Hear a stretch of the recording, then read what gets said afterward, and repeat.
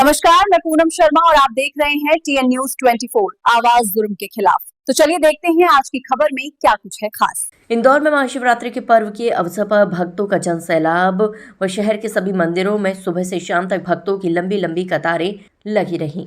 शहर के प्रमुख मंदिर मां अन्नपूर्णा मंदिर, रणजीत हनुमान मंदिर, खजराना गणेश मंदिर, पंचकुया स्थित भूतेश्वर महादेव मंदिर पर आज महाशिवरात्रि के अवसर पर भगवान महादेव का विशेष श्रृंगार किया गया। भूतेश्वर मंदिर से भोले बाबा की शाही बारात भी निकाली गई। शहर में जिधर देखो उधर भगवान भोलेनाथ की झांकियां सजाई गई और कहीं खिचड़ी का प्रसाद, कहीं आइसक्रीम का प्रसाद, मेवे का प्रसाद, मिठाइयों का प्रसाद, भांग की ठंडाई जगह जगह वितरित की गई।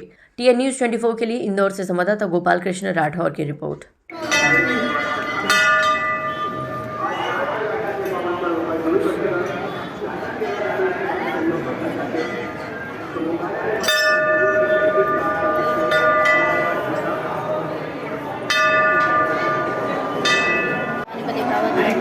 सदा सदा चितानंद